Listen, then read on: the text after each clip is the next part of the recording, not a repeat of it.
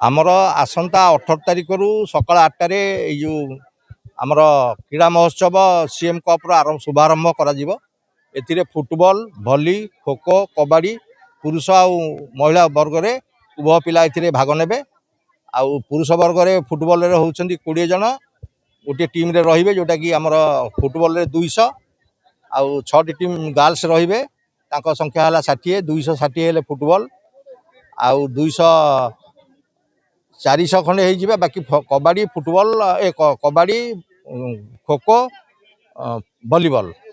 आ भलीबॉल आमर जोड़े क्लस्टर हम गोटे ढेंकानाल मेन स्टेडियम हम आ गोटे आमर हिंदोल ब्लॉक रे हम या 3 दिन धरिकी ए खेल मुख्यतः चलो 3टा खेलर बाकी चतुर्थ दिन ठू फुटबॉलटा 11 दिन पर्यंत कंटिन्यू कर समस्त खेल ढेंकानाल मुख्य स्टेडियम रे हम खेलर सरकार उद्देश्य आम मानकर उद्देश्य जेहेतु 14 वर्ष रु कम पिला नहीं खेल होची आगामी दिन में आम राज्य में तल लेवल पिला शिखिले से आगामी दिन में आगू बढ़े यह हूँ खेलर महत्व बढ़ो यह हूँ सरकार मेन मटो तेणु एम ओडिशार समस्त स्टेट एसोसिएशन 4टी खेलर आम जिला क्रीड़ा संघ को लेकर आयोजन कराऊँगी ए जिला प्रशासन मुख्यतः आमको सब भाग में साहाय्य करुच्ची स्कूल आमर सरकारी स्कूल आ बेसरकारी स्कूल मिसिकी जो पिला माने इंटरेस्ट हेले या खेल हवा पूर्व गोटे रजिस्ट्रेशन होता जो मैंने रजिस्ट्रेशन करते से पिला मानू नहीं आम ब्लॉक लेवल गोटे सिलेक्शन ट्रायल करूँ से ब्लॉक रु आम जिले में जेहेतु 8टी ब्लॉक अच्छी तेणु सबू खेल 8टी ब्लॉक रु सब पिला माने एठी रिप्रेजेंट कर प्राइवेट स्कूल हिसाब से आमर DPS school Dhenkanal Xavier school Dhenkanal ए पार्टिसिपेट कर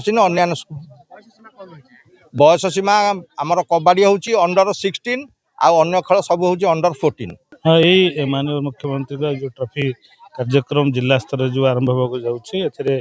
आज आम जो 4टी क्रीड़ा अनुष्ठित करा जिला स्तर में ब्लॉक स्तर आगुरी सिलेक्शन टीम सब पड़े आसछन्ते जिला स्तर में कार्यक्रम आरंभ हो आमर 62 टीम अच्छा 4टी क्रीडारू फुटबॉल खो खो कबड्डी एवं भलीबॉल ये 4टी अच्छी ये समस्त आज तांकर जो क्रीड़ा जो सामग्री बंटन करागला यहाँ गोटे अति राज्य सरकार गोटे बहुत गोटे बड़ कार्यक्रम जो आम विभिन्न ब्लॉक स्तर रु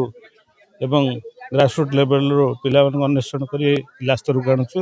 एवं ये कार्यक्रम 18 तारिख दिन आम जिले में कार्यक्रम आरंभ कर आज समस्त तांकर जो जहाँ सामग्री में बंटन करुँ निश्चित भाव में बहुत बड़ भल प्रोग्राम जहाँ आम राज्य में क्रीड़ा आहरी अग्रगति कर।